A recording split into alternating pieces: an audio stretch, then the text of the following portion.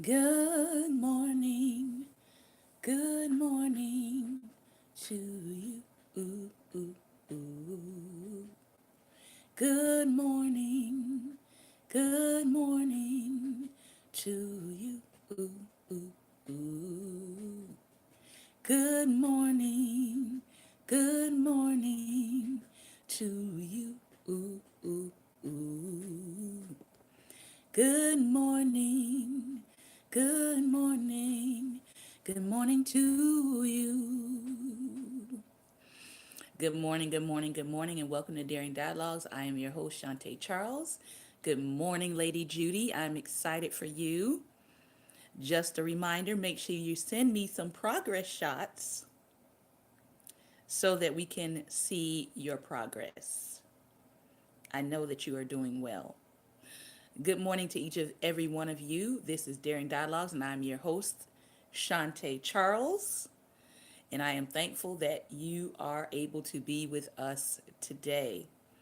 Um, Hopefully, let me make sure that everyone is able to come in. There we go. All right. So, good morning, Lady Barbara. Going to give just a few more seconds here before we begin. Those of you who have asked me about private coaching, my schedule for private coaching is open in March. So you can email me at reachante@gmail.com if you're interested in private individual coaching. I have a writer's intensive 2 that is beginning February 1st. In order to participate in writer's intensive 2, you would have had to have participated in writer's intensive 1. My next writer's intensive 1 will be in April. So for those of you who are asking questions about those things, for more details, you can email me at reachshante@gmail.com. All right, that's my other side. If you're interested in private tutoring, I also do private tutoring K through 12 and test prep for adults. I am also about to open up test prep for those who are looking to be naturalized citizens and go through the immigration testing process. So, if you are about to engage in that endeavor, you can also email me at reachshante@gmail.com and I'll get you some information on when I'll be holding that first course. The immigration test has 100 questions on it that they are expected to know, and so I can assist those who are looking to become legal citizens and do it the legal way. I can actually help you with that. There is some reading and writing requirements as well for that test. I can help you with that. So if you would, you can email me at reachshante@gmail.com. In the subject heading, you can put naturalization prep. All right? Naturalization prep. All right, so today is Thinking Thursday, and we are getting into it. We've got the crossing the lynching tree that we're going to start with this morning, and then we're going to go into pagan Christianity. And following pagan Christianity, we're going to go into Letters to the Church by Francis Chan. Also, I am going to just give you a slight preview of a book we're going to add to Theology Thursday, Thinking Thursday, after we complete the Crossing the Lynching Tree, which we should probably complete in the next few weeks. This book is called The Color of Compromise by Jemar Tisby. It has gotten lots of praise. It's got lots of accolades, previews on it. And I'm excited because I've been talking about this since 2012. And I'm glad that someone has finally put some of these things into a book. And he says here, there can be no justice without truth. In The Color of Compromise, Jemar Tisby takes readers back to the roots of sustained racism and injustice in the American church. So that is the focus of this particular book. Filled with stories and examples of American Christianity's racial past, Tisby's historical narrative highlights the obvious ways people of faith have actively worked against racial justice, as well as the complicit silence of racial moderates, identifying the cultural and institutional tables that must be flipped to bring about progress. Tisby provides an in depth diagnosis for a racially divided American church and suggests ways to foster a more equitable and inclusive environment amongst God's people. So, you already know I'm going to have a great time with this book. And the topic up top it says the truth about the American church's complicity in racism. Now I did flip through here. He does do some historical background pieces, but I'm wondering if he tackles the Klan and its connection to Christianity and Christian identity. I'm just wondering if he is, but so we're going to be adding this book in on Thursdays as we phase out The Cross and the Lynching Tree, which we are almost done reading. All right. So that's just a heads up for those of you who want to read with us on Thinking Thursdays, Theology Thursdays. That is going to be the next book that we are adding into our Thursday reading and discussion. All right. Remember, tomorrow is going to be Health and Wealth Friday. And I'm also going to give you a number where you can call in and we can talk about some of the issues that we see going on today or any questions that you might have. And again, I don't know the answer to everything. So if I don't know, I will tell you I don't know. But if we can find out while you're on the line, we will pull up our Google and we will do some Google search and we will try to get your answer. All right. So let's talk. The Cross and the Lynching Tree by James H. Cone, Dr. James H. Cone, who is no longer with us, but he left a legacy of important writings to help us in our path of growth and development in our spiritual walk. We are still talking about Ida B. Wells, and we're talking about her fight for those who were wrongly incarcerated. We're talking about her fight as a believer for these things and how there were people on both sides that were like, Ida, what are you doing? As it seems with anybody who seems to be doing something for God, they often get criticism from both sides. Like it's never really just one side criticizing them, much like in the case of Dr. King. Dr. King was criticized from all sides. At the time of his death, his approval rating amongst Americans and Black Americans was pretty low.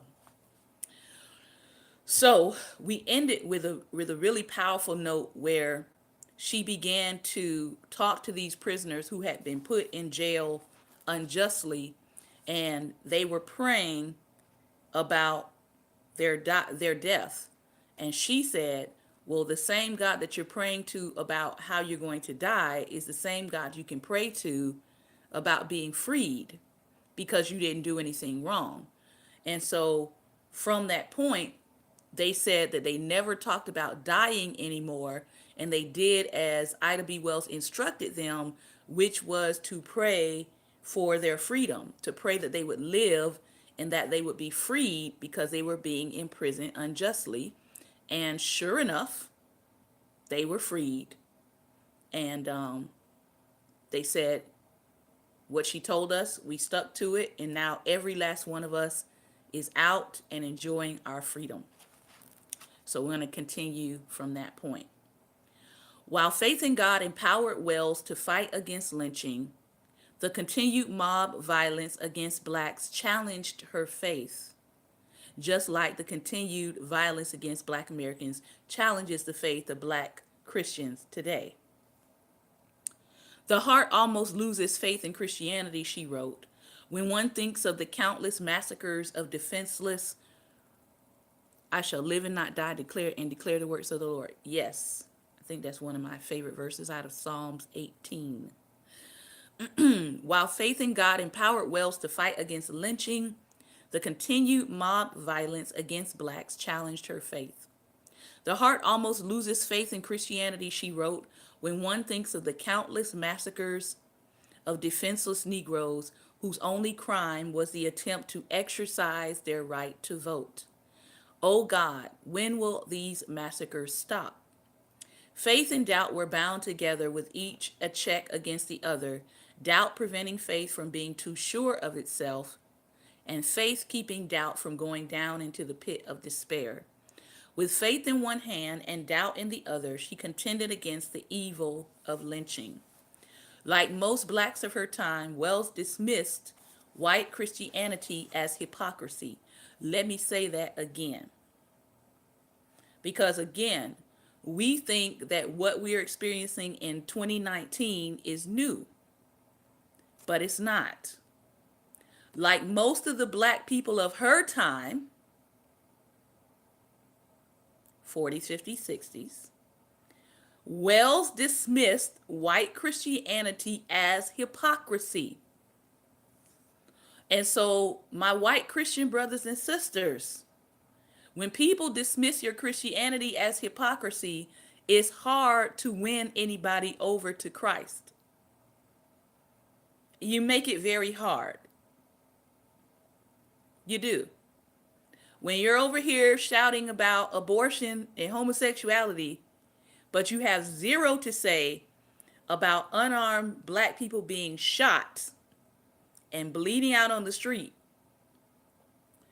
you make it hard for people to receive the Christ that you are speaking of. Because Christ cared about all life, not just the life in the womb, not just heterosexual life.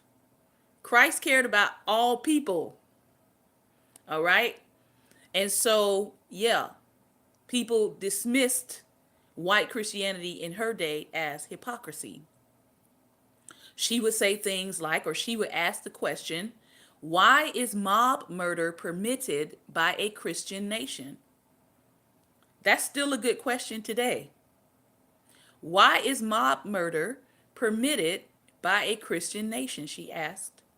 White Christianity was not genuine to her because it either openly supported slavery or segregation or lynching as the will of God, or it was silent about these evils. Good morning, Prophet Jonathan, Lady Latoya, Deacon Henry, Pastor Ben, good morning. So there was two thoughts. White Christians were either supporting slavery, segregation, and lynching as the will of God, or they were completely silent about the evil that was happening, you know? They were still posting their flowers and their doggy pictures while black people are being murdered. So I can't take you seriously as a Christian because you are completely out of the loop in terms of what is happening to humanity and how humanity is being destroyed. Not saying you can't post pictures about dogs and puppies and sunsets, but if you say that we are a part of the body, and when one part of the body is mourning and you have absolutely no clue that this part of the body is in mourning because of what is happening, oh boy.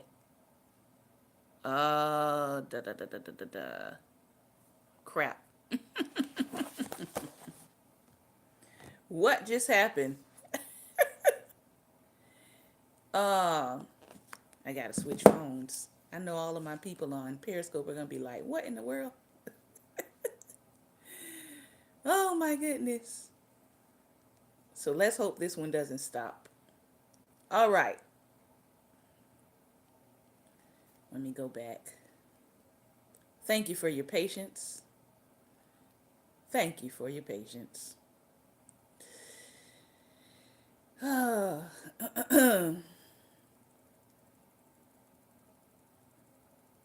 right.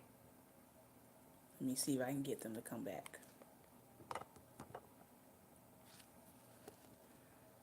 Okay.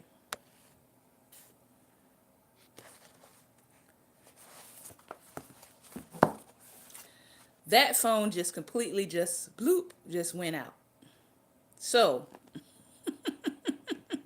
we are back. We are continuing our talk. This is part 2. Thank you all for coming back in and joining me.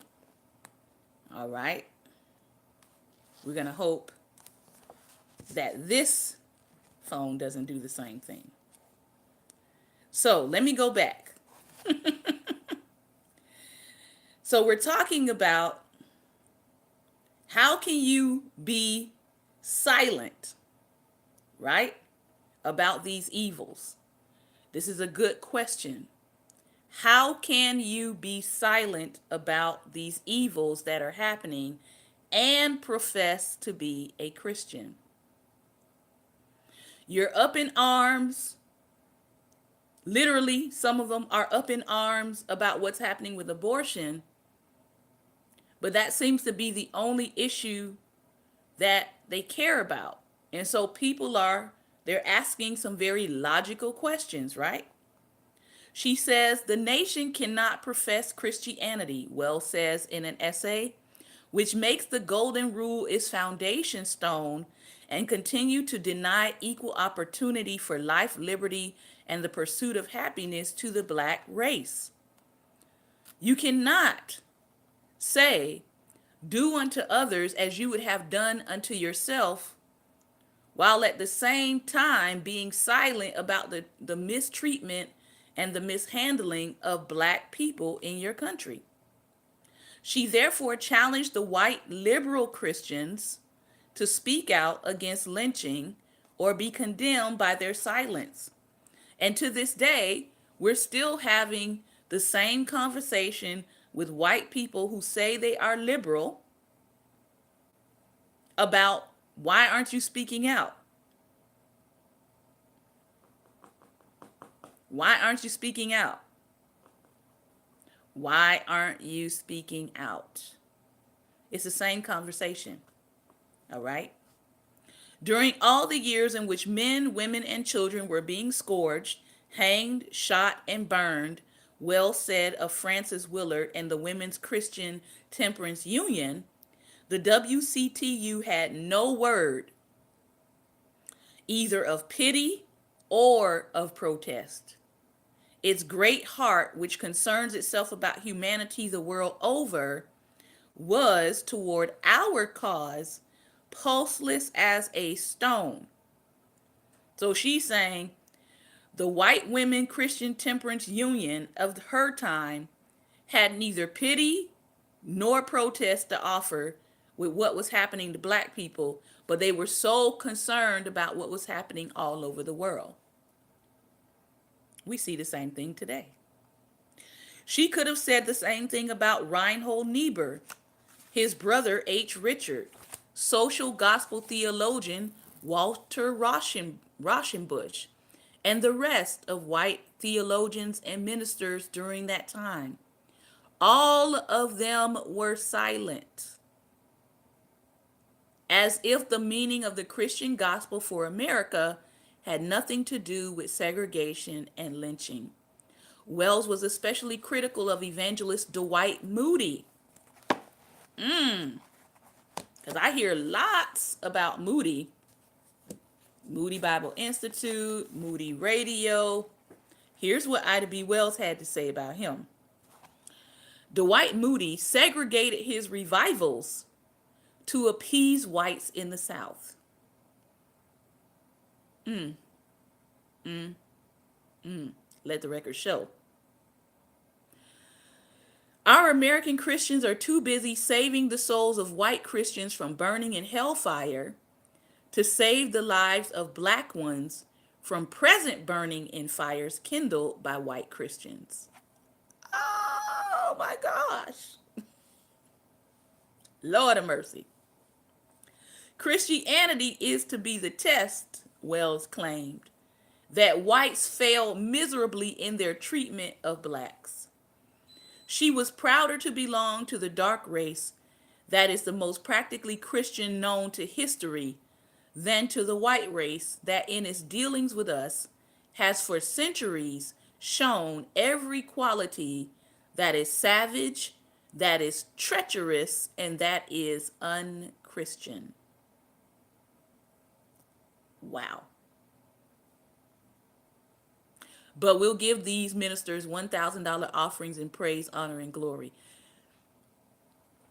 Because we don't know our history, Prophet Jonathan. See, our ancestors didn't play this. If our ancestors were looking at us now and seeing how many Black Americans don't realize that the same people you're supporting are the same people who would just as soon as they got permission from the government would just as soon as hang you up by a tree and set you on fire. If you understood that that was the same kind of spirit that's in the earth right now, you wouldn't be giving $1,000 to some of these people.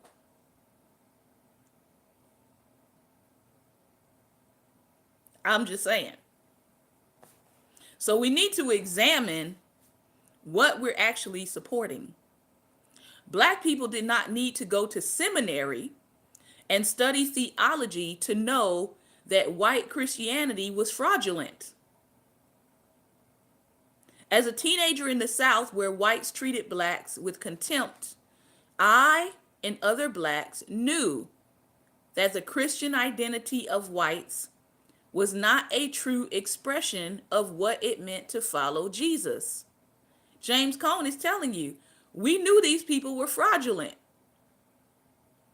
Nothing their theologians and preachers could say would convince us otherwise. But now we have a whole generation of Black people that are somehow all of a sudden convinced that some of these people mean you well when their theology has not changed. The Covington Catholic School of Boys just showed you their theology has not changed.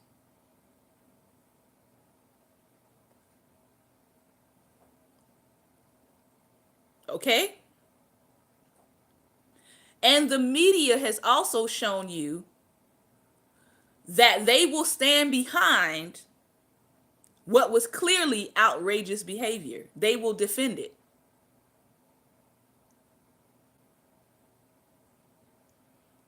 Because if you're going to say that the Black Hebrew Israelites were wrong, then you should also be saying that the behavior of those Catholic school students was wrong.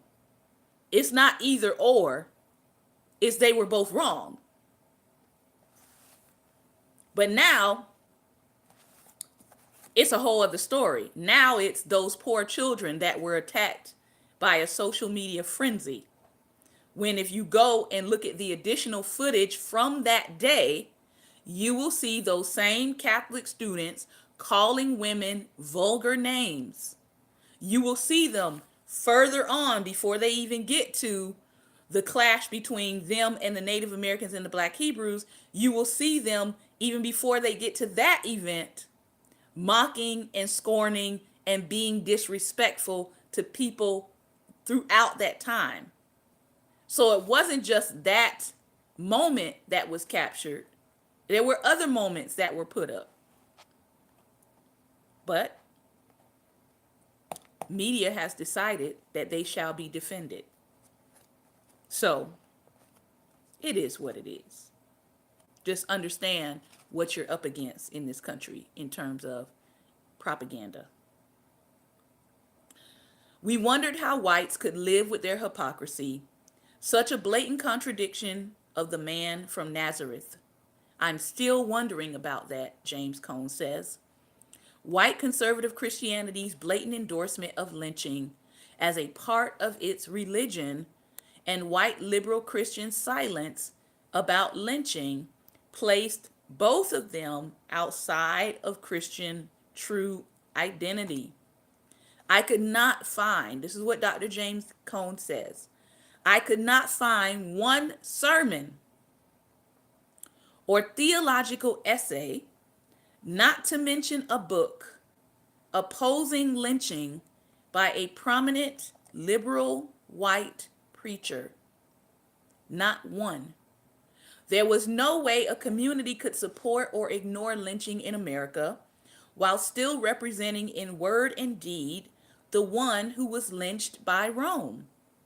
For Ida B. Wells, Christian identity had to be validated by opposing the mob violence against a powerless people, and no amount of theological sophistry could convince her otherwise. As far as she was concerned, white Christianity was a counterfeit gospel, as phony as a $2 bill, as blacks often said in Bearden. It is revealing that in all of Wells's writings against lynching, she did not link the cross and the lynching tree or talk about the lynch victim as the re-crucified Christ in America, as did many writers during the Harlem Renaissance. As an investigative journalist and activist, she focused on the facts about specific events involving lynching. Literary and theological imagination were not her main concern. Stopping the lynching of black people by white people was the chief focus of her life. When Frederick Douglass asked Wells whether she was nervous, as he was before speaking in public, she said no. She told Douglass that he was an orator concerned about his presentation, and that was the source of his anxiety. With me, it is different, she said. I am only a mouthpiece through which to tell the story of lynching. I don't have to embellish it. It makes its own way. A similar point could be said about other black women activists. Lynching was so blatantly wrong that they did not need theological imagination to show it to be so. All contended that true Christianity focused on the golden rule: do unto others as you would have them do unto you. White Christianity did not even come close to fulfilling that one principle. Are these people Christians who make these laws which are robbing us of our inheritance and reducing us to slavery? You can't possibly be a Christian. A character asked in Frances Harper's novel Iola Leroy, if this is Christianity, I hate it and despise it. Would the most cruel heathen do worse? When reflecting on lynching, black women refused to believe that white Christianity was the true gospel. There goes those black women again. Oh my goodness.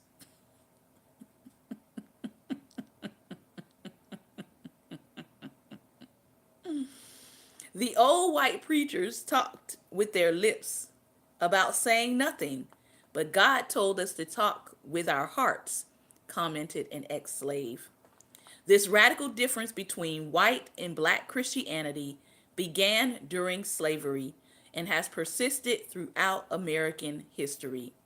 By some amazing but vastly creative spiritual insight, theologian Howard Thurman said, the slave undertook the redemption of the religion that the master had profaned in his midst. There were many ways to resist white supremacy that did not always lead to the lynching tree. Black people, especially women, fought against white domination in a variety of creative ways, in song, in word, and dance. Billie Holiday's rendition, powerful, called Billie Holiday history's greatest jazz singer, and Strange Fruit, the best song of the century. Southern trees bearing strange fruit, blood on the leaves and blood at the root. Black bodies swinging in the southern breeze, strange fruit hanging from poplar trees. Pastoral scene of the gallant South, the bulging eyes and the twisted mouth, scent of magnolia sweet and fresh, then the sudden smell of burning flesh. Here is fruit for the crows to pluck, for the rain to gather, for the wind to suck, for the sun to rot, for the trees to drop. Here is a strange and bitter crop. The lyrics of Strange Fruit were written in the early 1930s by Abel Meeropol, also known as Lewis Allen, a white Jewish school teacher from New York City who later adopted the two sons of convicted spies, Julius and Ethel Rosenberg. Upon seeing the well-known Lawrence Baitler's photograph of the lynching of Thomas Shipp and Abraham Smith in Marion, Indiana, Meeropol became so angry that he wrote a poem to express what he felt. It haunted me for days, he recalled later. I wrote Strange Fruit because I hate lynching and I hate injustice and I hate the people who perpetuate it. Meeropol said in the lyrics of Strange Fruit what Reinhold Niebuhr and other white theologians and religious leaders should have said if they had the heart and courage to say what Jesus' cross means for American Christians. The cross bears witness to a brutal atrocity such as the lynching of Shipp and Smith. Abel Meeropol was a part of a marginalized community who had a long history of suffering at the hands of white Christians. Some Jews, like Leo Frank in Atlanta, were also lynched in 1915. When Meeropol saw the images of Shipp and Smith, he identified with them and other victims of injustice, such as the 9 Scottsboro boys in Alabama who were falsely accused of the rape of 2 white girls on a train during the same decade. The lyrics of Strange Fruit express Meeropol's existential solidarity with strange fruit hanging from poplar trees. Who were the strange fruit? The strange fruit was the bodies of black men and women strung up. So, Lord willing, when we come back next Thursday, we will continue reading from the chapter, O Mary, Don't You Weep. Pagan Christianity. What have we really been doing? And have we really been doing it by the book? This is chapter 1 that we are continuing from Pagan Christianity, written by Frank Viola and George Barna. Questions we never think to ask.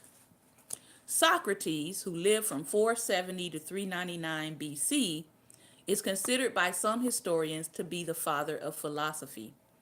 Born and raised in Athens, his custom was to go about the town news of his day.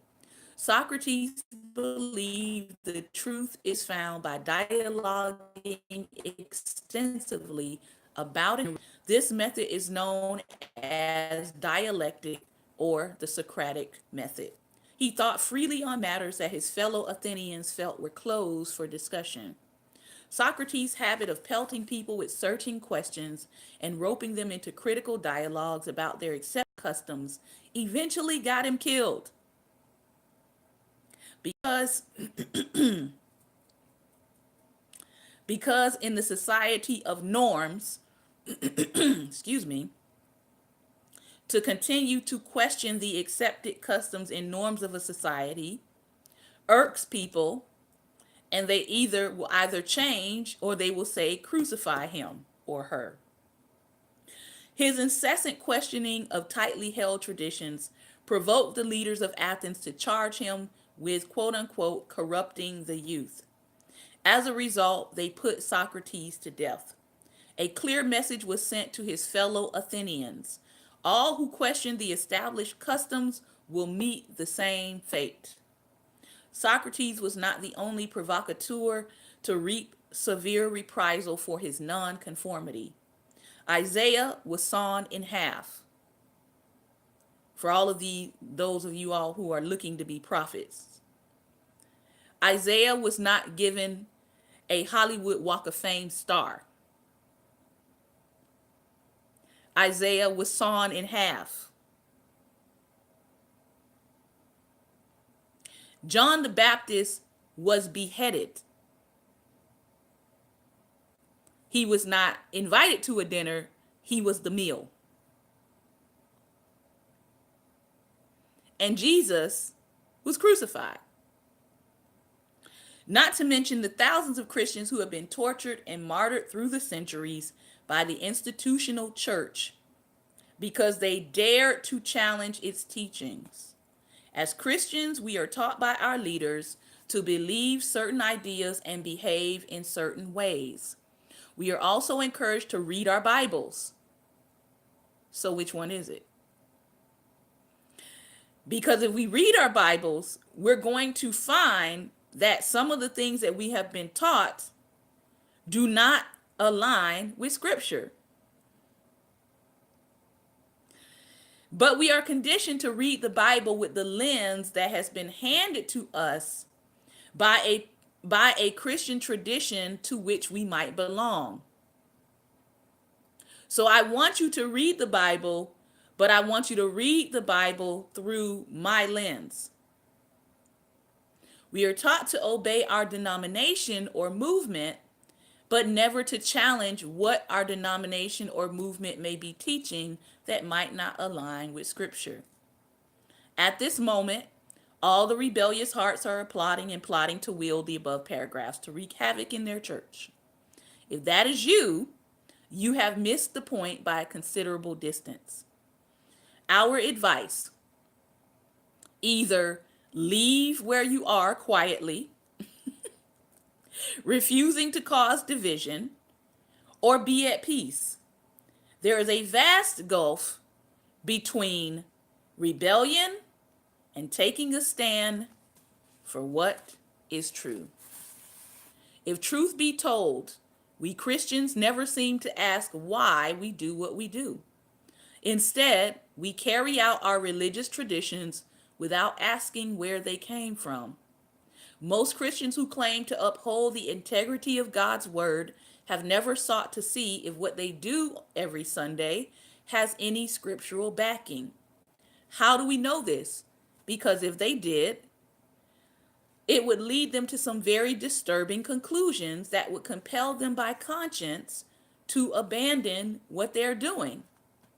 Strikingly, contemporary church thought and practice have been influenced far more by post-biblical historians' events than by New Testament imperatives and examples.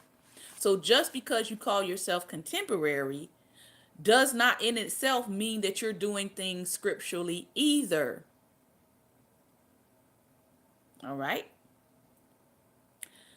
Most Christians are not conscious of this influence, nor are they aware that it has created a slew of cherished, calcified human traditions, all of which are routinely passed off to us as Christian. Some things are not necessarily, they're not ungodly, they're just not scriptural.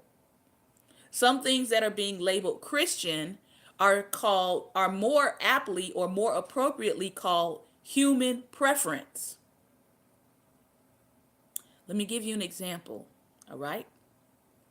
It is human preference to dim the lights in a sanctuary.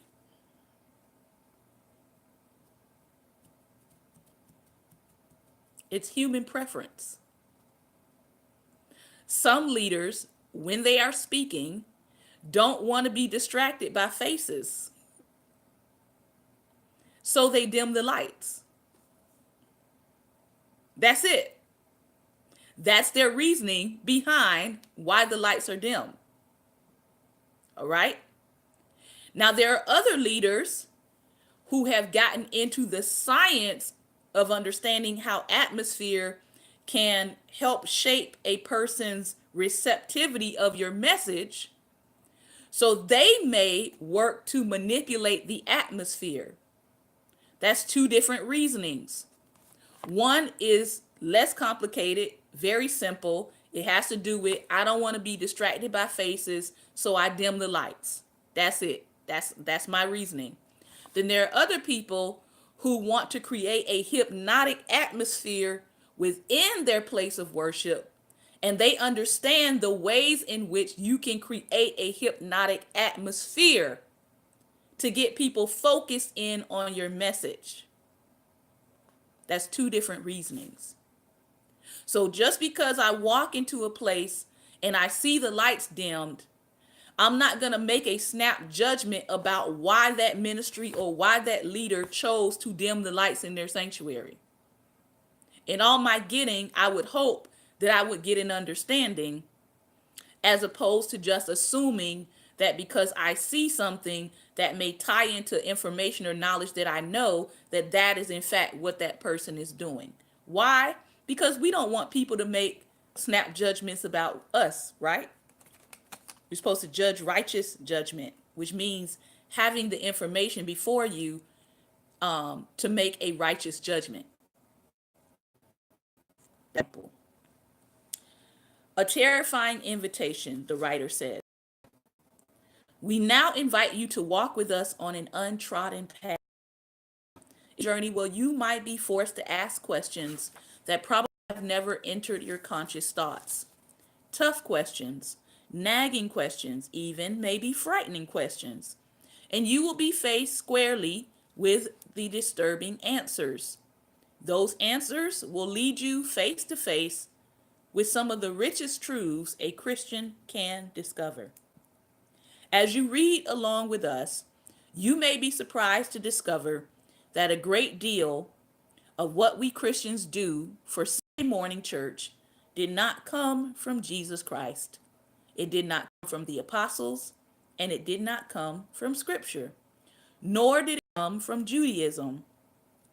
After the Romans destroyed Jerusalem in AD 70, in which time many of the Hebrews at that time fled into the further interiors of Africa, Judaic Christianity began to wane in numbers and in power. Gentile Christianity dominated, and the new faith began to absorb Greco-Roman philosophy and ritual. Judaic Christianity survived for 5 centuries in the little group of Syriac Christians called Ebionim, but their influence was not very widespread. According to Shirley J. Case, not only was the social environment of the Christian movement largely Gentile well before the end of the first century, but it had severed almost any earlier bonds of social contact with the Jewish Christians of Palestine. By the year 100, Christianity is mainly a Gentile religious movement, living together in a common Gentile social environment. Strikingly, much of what we do for church was lifted directly out of pagan culture in the post-apostolic period. Legend tells us that the last surviving apostle of Jesus' time, John, died around AD 100. According to Paul F. Bradshaw, 4th century Christianity absorbed and Christianized pagan religious ideas and practices, seeing itself as the fulfillment to which earlier religions had dimly pointed.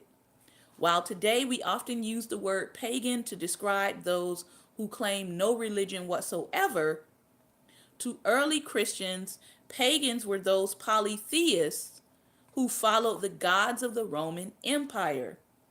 Paganism dominated the Roman Empire until the 4th century, and many of its elements were absorbed by Christians in the first half of the first millennium, particularly during the Constantinian and early post-Constantinian eras from 324 to 600 AD.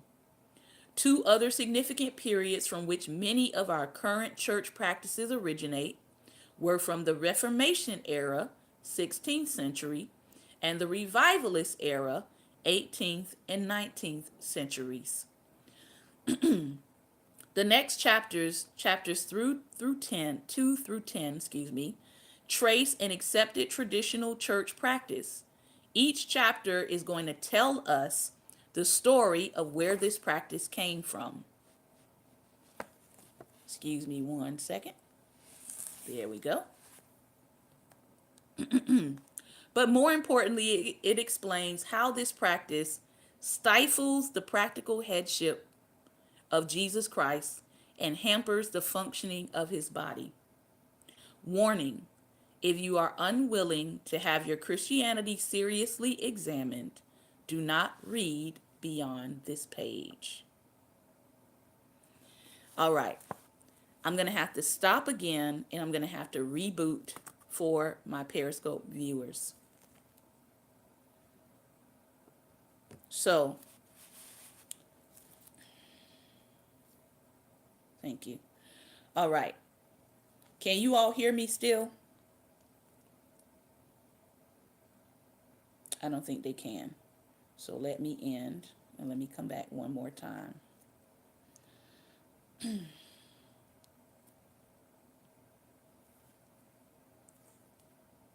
Of all the days, it never fails. S5. Let's see.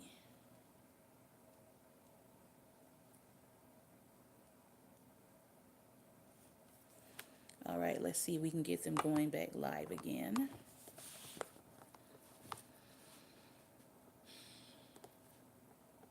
All right. Part 3. I haven't had this much trouble in a while. Part 3. All right. So, the writer gives a warning, and we're actually about to go into our last book for today, Letters to the Church.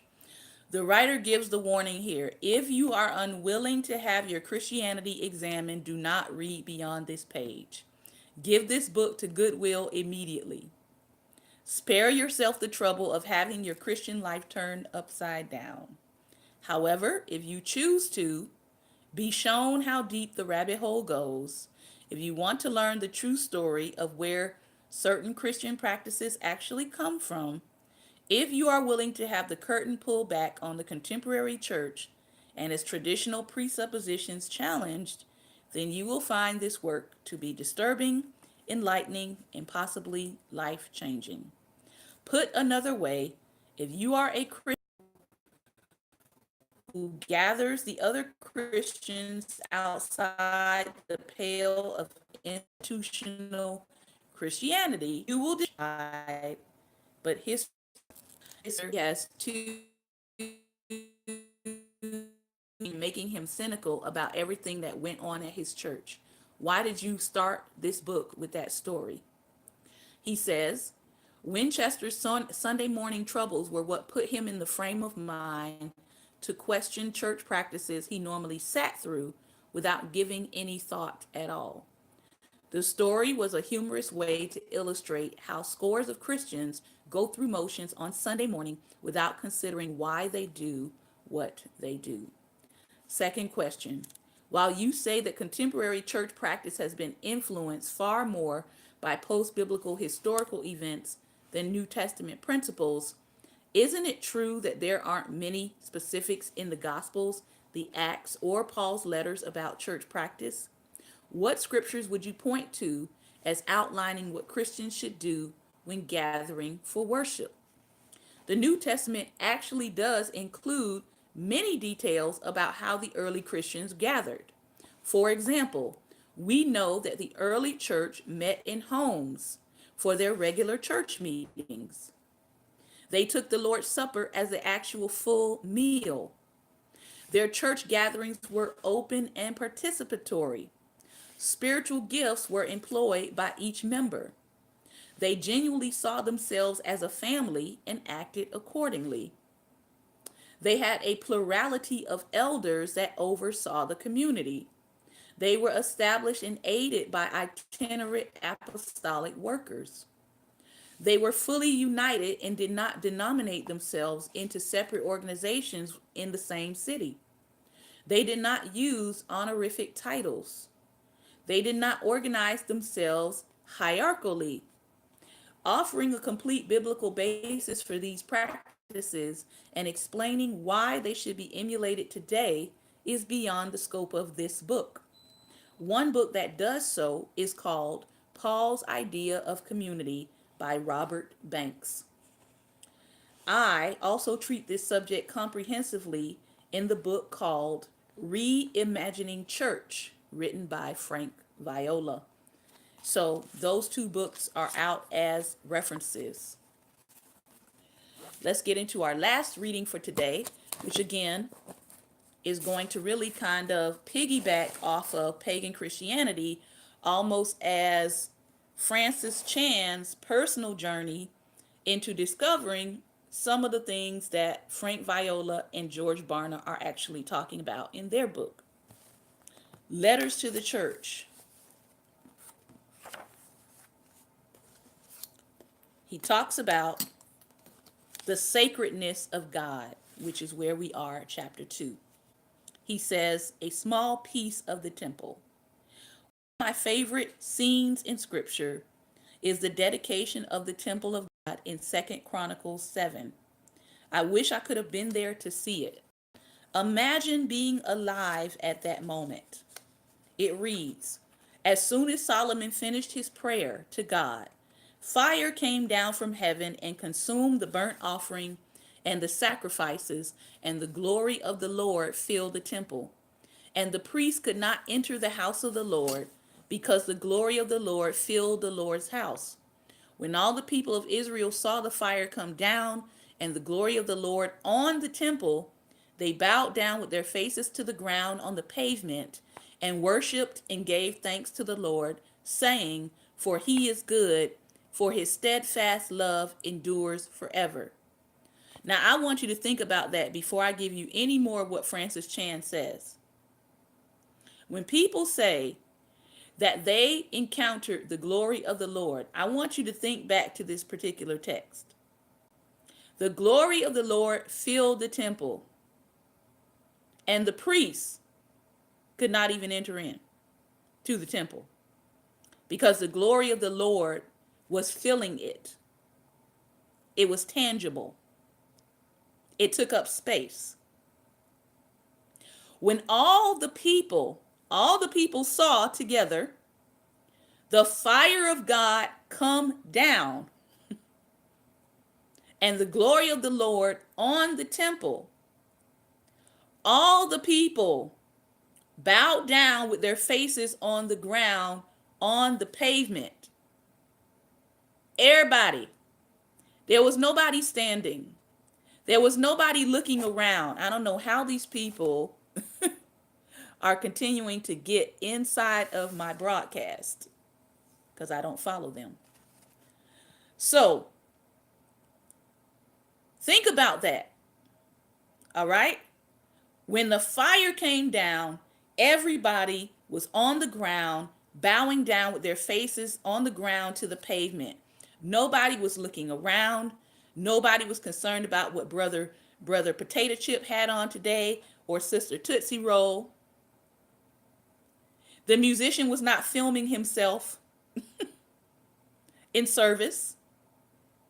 There was no time for that because everybody was overtaken by the awe of the glory of the Lord.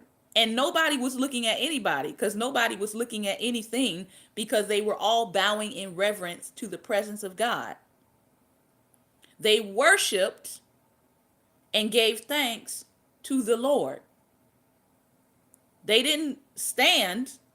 They all bowed. They all worshiped. And they all gave thanks to the Lord. They all acknowledged that it was the Lord who was there, saying, for he is good, for his steadfast love endures forever. If you ever want a picture of what happens when the glory of the Lord is truly present in a house, the word of God just gave it to you. Can you imagine, the writer says, watching fire come down from heaven? What is God's glory like? I imagine my heart would have been pounding. I picture myself struggling to breathe or to keep from fainting. Then there's the thrill of worshiping with other believers in the middle of it all. The temple was the place where heaven intersected with earth. A glimpse of his glory was made visible to human eyes. The New Testament describes something even greater. The fact that I covet the Old Testament experience is an indication that I don't appreciate the new reality as I actually should, he says. How do we know that there's something greater that happened? Ephesians 2, verses 19 through 22 says, so then, you are no longer strangers and aliens, but you are fellow citizens with the saints and members of the household of God, You are built on the foundation of the apostles and prophets, Christ himself being the cornerstone, in whom the whole structure being joined together grows into a holy temple in the Lord.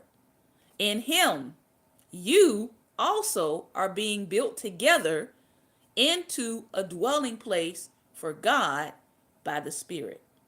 So, what happens when the bricks get together? What happens when all of the bricks that belong to God actually get together? The presence of the Lord fills God's house.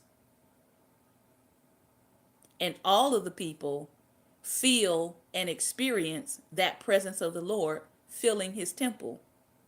When all of the bricks get together and realize that we're all bricks, we're all living stones, a part of the same temple being built together, then incredible things happen in our midst.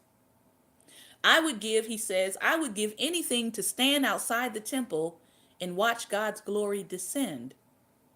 But I get something so much better now. I am literally a part of the temple itself. Somehow, by the blood of Christ, I became worthy of joining with others to form a dwelling place for God. Peter described us as living stones, 1 Peter 2 and 5. You are a stone in the same structure, think about this, in which the apostles and prophets are the foundation, and Jesus himself is the cornerstone. When Paul talked about this concept, he used the plural form of you and the singular form of temple. We are all joined together to form one house for God.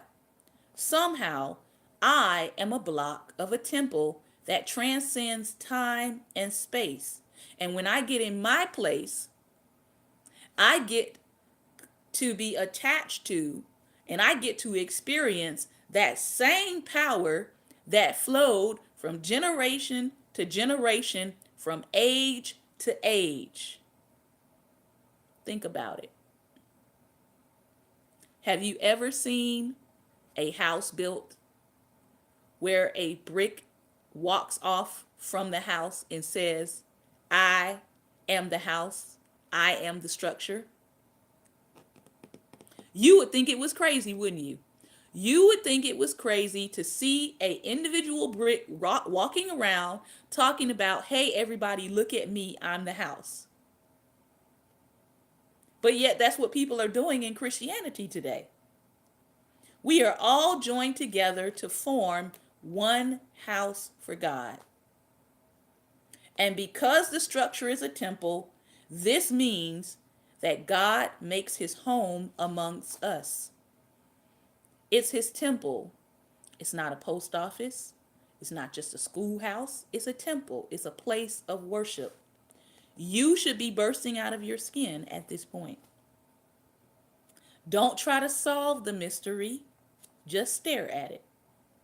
When Paul explained the mystery to the Corinthians, he added a terrifying warning. 1 Corinthians 3, verse 16 through 17.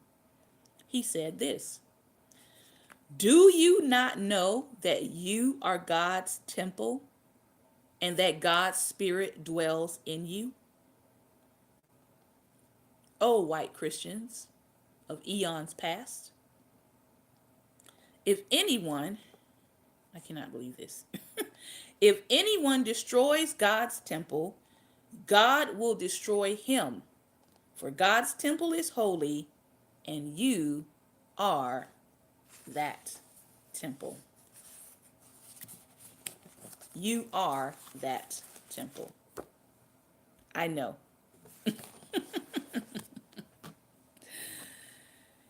I know. I'm coming back.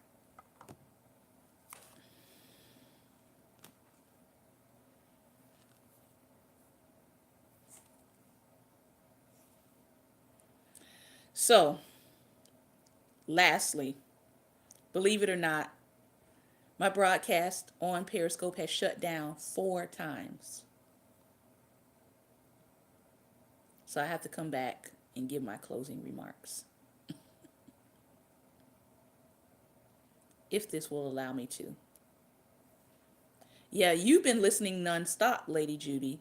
But this is why I use more than one broadcast. So let me see. All right. Time number 4. Closing remarks. Closing remarks. So we've got to get better equipment. I hope that those of you all who enjoy what we've been doing here will consider becoming a regular partner so that we can not have these issues. You can partner with us at patreon.com/daring dialogues. For just the small donation of 2 cups of coffee a month, literally, you can become a subscriber to Daring Dialogues. We appreciate your support. I want to thank you all for tuning in today. Remember, light is the most daring opposition to darkness. So make sure that you go out today and be light. Someone is waiting on you. Someone is waiting on the truth that you have to share with them. Someone is waiting on your joy. Someone is waiting on your kindness to be made manifest in the earth. Someone right now doesn't believe that there is a God, but you're going to come along today and prove them wrong by being Christ in the earth in their life, by being his representative. All right. So again, I want to thank you for your time and attention. Within the next week or so, I look to be making an announcement. Those of you all who have been following our journey here for Daring Dialogues for many years, and those of you all who have been following our journey of from the pit to beyond, I will be making a happy announcement shortly. So, thank you all for tuning in. Take care and see you tomorrow, 11 a.m. Eastern Standard Time. We will be on talking health and wealth. And then the last 30 minutes, we will open up for some phone calls. All right? Thank you again for your time and attention. Take care and God bless. Thank you, Lady Judy, for hanging in there with us. And thank you for the viewers who will tune in.